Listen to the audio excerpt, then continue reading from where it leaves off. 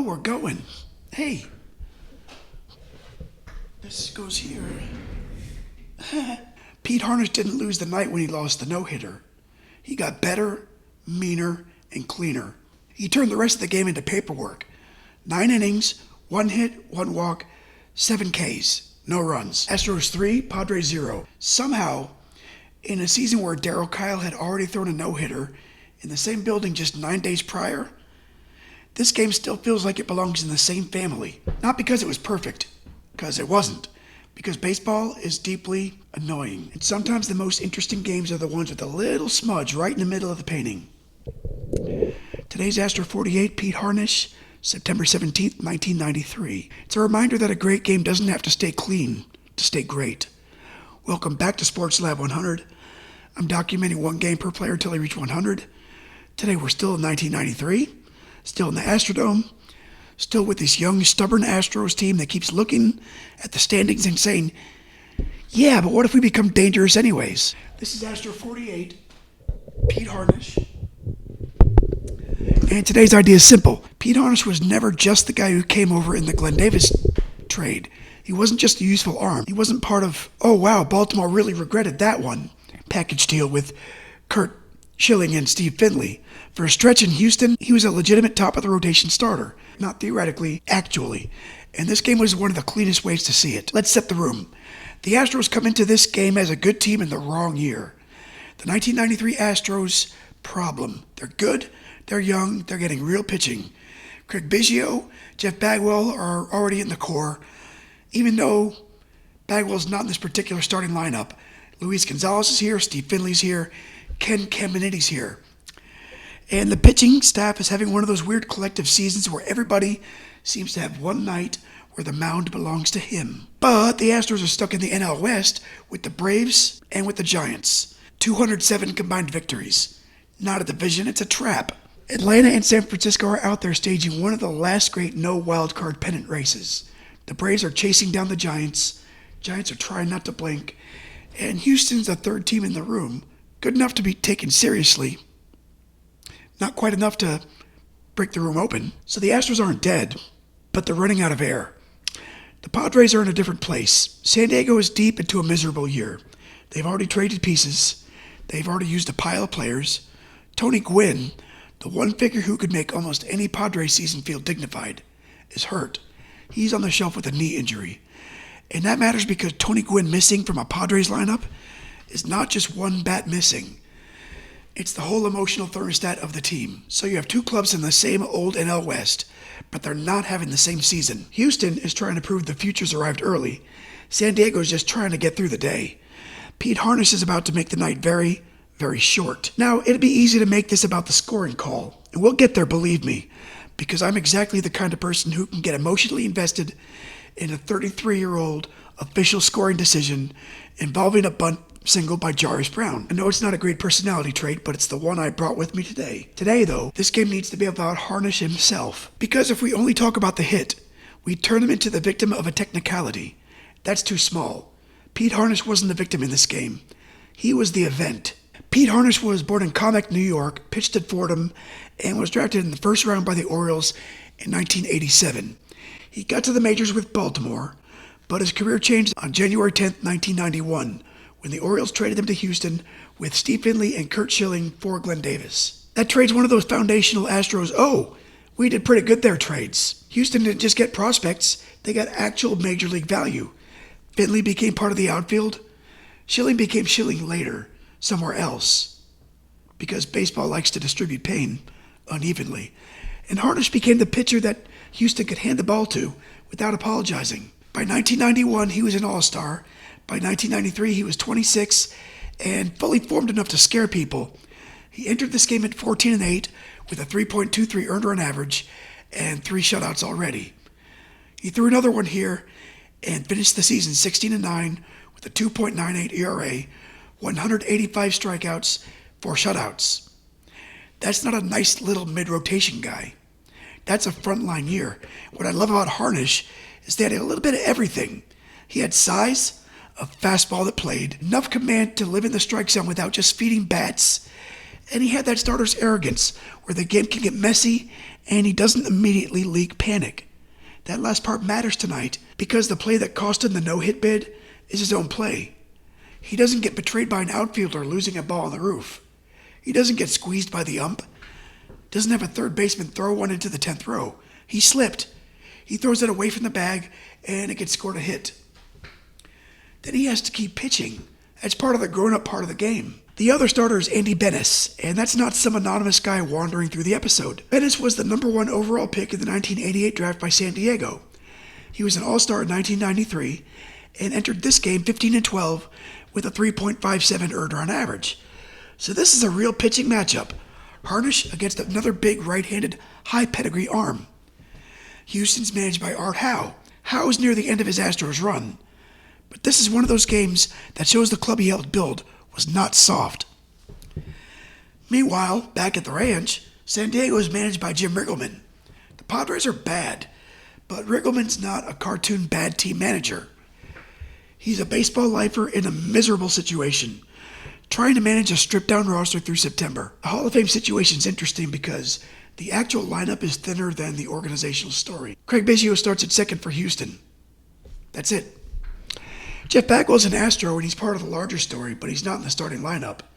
Tony Gwynn's a great Padre shadow over the night, but he's injured. He's not playing. So the only Hall of Fame presence is Biggio. The emotional absence is Gwynn, and the future Hall of Fame context is Bagwell.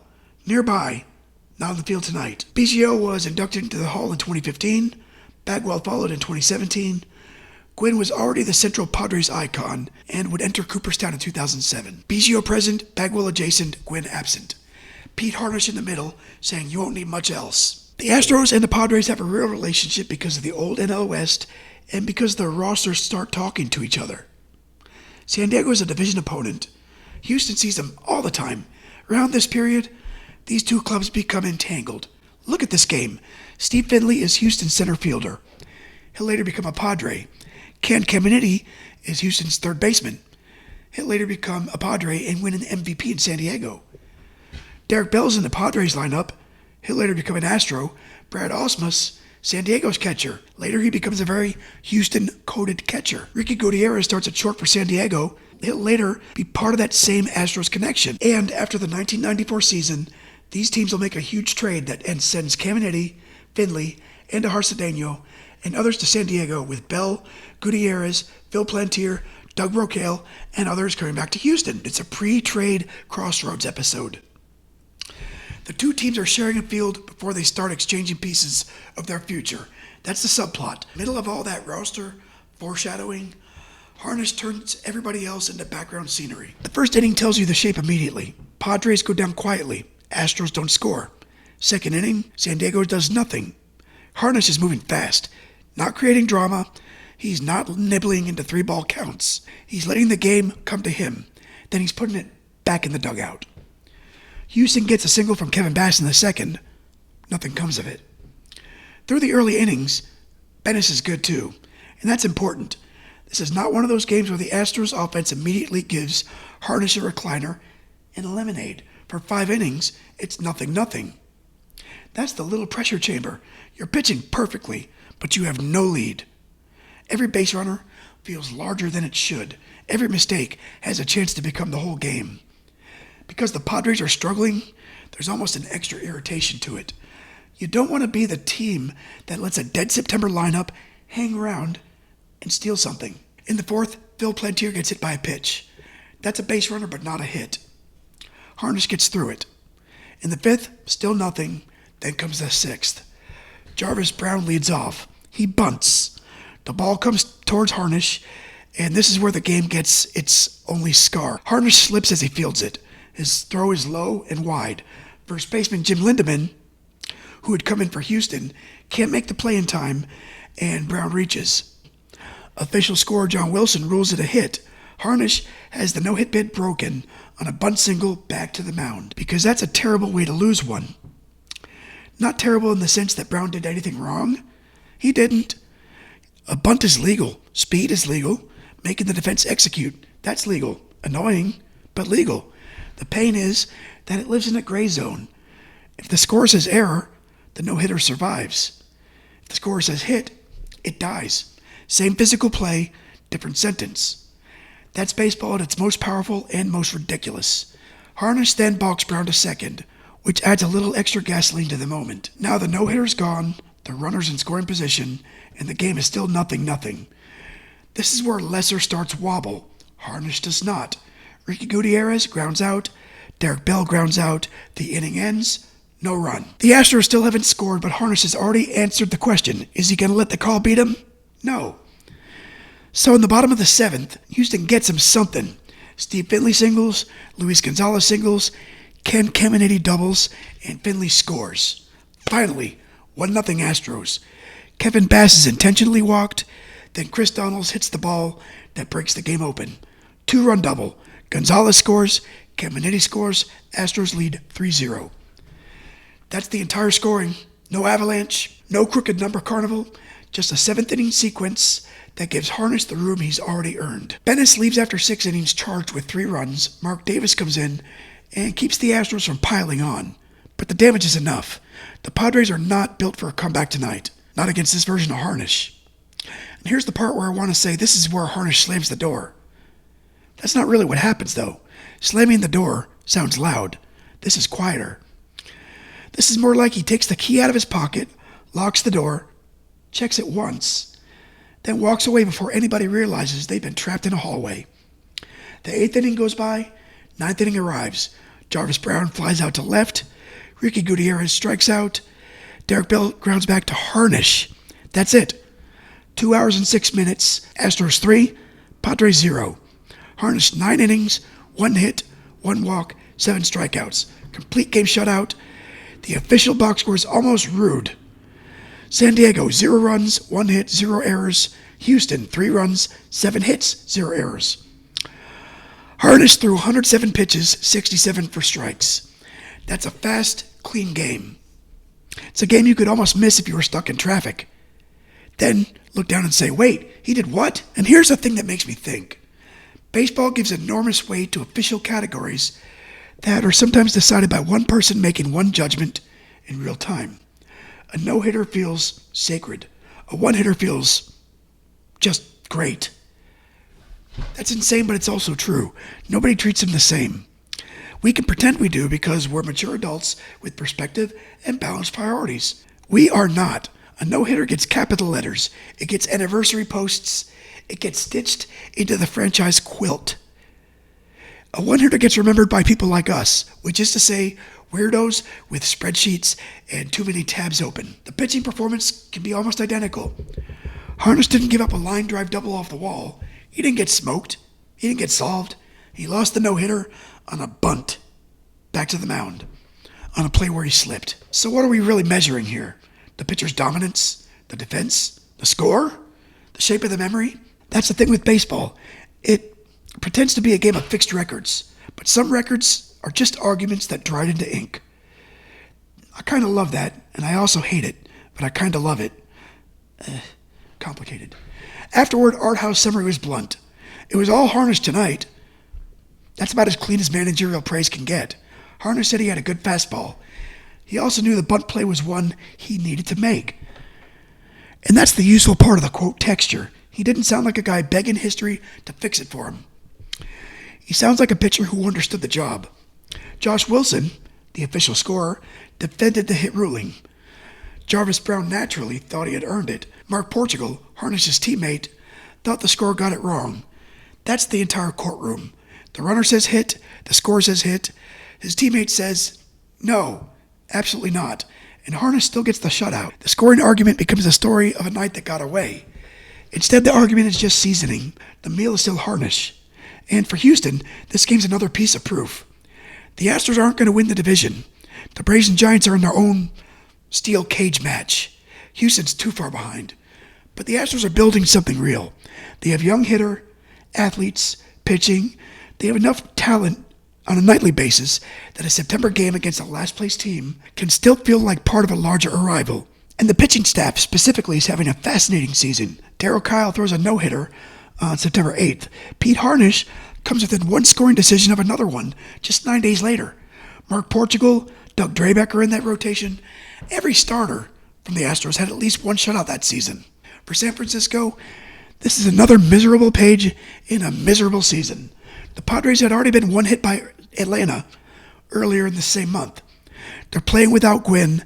They're going to finish 61 and 101.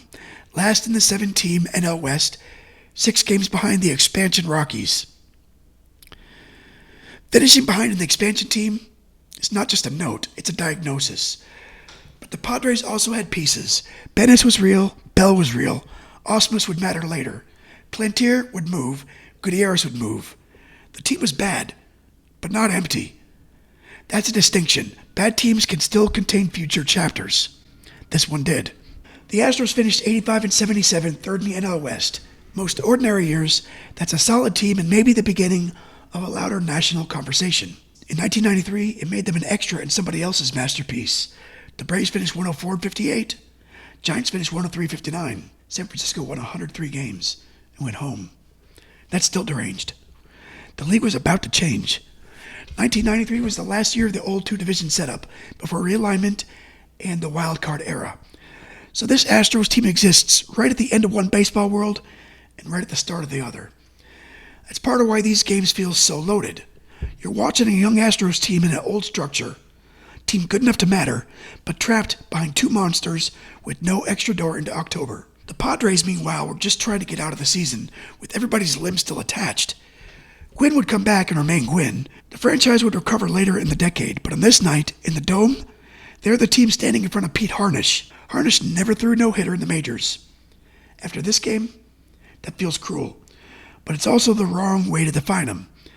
He finished his career 111 and 103 with a 3.89 ERA, 1,959 innings, and 1,368 strikeouts. He pitched for the Orioles, Astros, Mets, Brewers, and Reds. His Houston peak is the heart of the story. From 1991 through 94, he was one of the Astros' serious arms, not a mascot for a rebuild, not a trivia answer from the trade, a real pitcher doing real damage in real innings. Then the career kept moving. He went to the Mets. He resurfaced with Cincinnati and had a strong late 90s run, including a 16-win season in 1999. Even very good pitchers spend their careers negotiating with pain, timing, and the cruel little math of velocity. But this night is preserved because everything lined up. The fastball, the strike zone, the pace, the dome, the bad opponent, the good opposing starter, the controversial hit, the 7th inning support, and the complete game. All of it. This is why a one-game project works, because Pete Harnisch's career is not reductible to this start, but this start can open the door to the whole career. So what is this game? It's not a no-hitter. That's the official answer. It's not a tragedy. That's the emotional overcorrection. It's a pitcher at his peak, taking a game that could have been about frustration and turning it back into command. That's the part I keep coming back to. Harnisch could have sulked. He could have lost focus. He could have let the 6th inning become the little infection that spread through the rest of the night. Hello, Framber Valdez. Huh? Instead, he got the next hitters, waited for the offense, protected the lead, and finished the game. The game takes something from you, and you have to do the next part right. Pete Harnisch did. Astros 3, Padres 0. 1 hit, no runs, no-hitter. Still magnificent. Next time we leave the Astrodome and go back to the Warriors, Warrior 24 is Jeff Mullins, January 14th, 1972, against the New York Knicks.